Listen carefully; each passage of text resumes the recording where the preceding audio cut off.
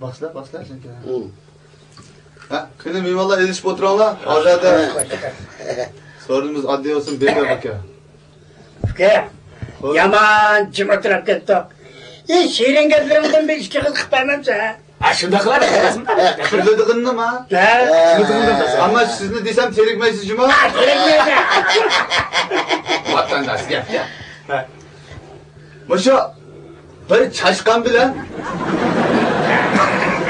Bir. Bu ikisini hadi yakın ağabeyindeyken bir güne kino körümüzde tiyatrga kiripti de. Bak pil çaşkanның bas kichik bo'lgan kun bo'za ketib buni. To's yeribdi ko'radi ekan. Ko'rgandan keyin bu chashqan pilning og'zida o'tirib, bak jelolab u yoqqa qarshi yetmay, bu yoqqa qarshi. Pilni aylanib o'tib, pilning o'zini tumshuq qo'yib, shuni da uchiq meni o'ylab o'tiribdi. Ko'rgandan keyin bu pil dao qarshi tumshuq qishiyotgan, tas sinchilab qolsa uchida bir chashqanda. Terik tasniyatib bir atadi ekan bu chashqan onda yerga tushib.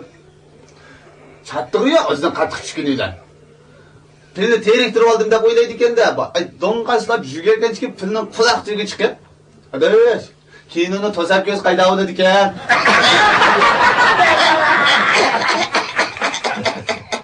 Yamandan. Yamandan. Takar. Yamandan burası.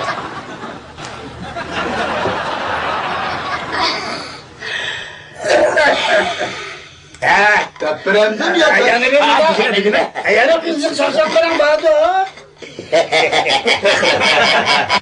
Hazır nerven.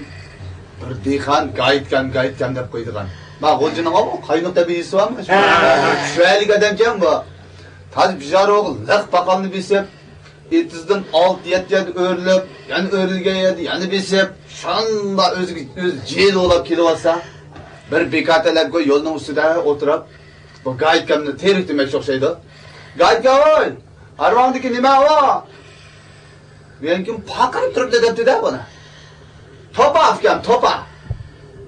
Diyendikin bu akla iran qilib, "Oy, gaytga, sen sarangmisan? O paqalni yusilib topa deysan bu. Beni dikensen qava şovchi."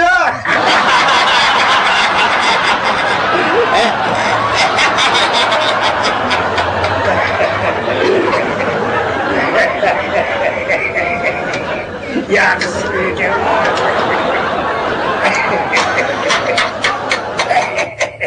Ulan çay yok mu bu? Bana çay ne? Sakın ha. Baba çay ne? Ne yerde? Ha? Allah Allah.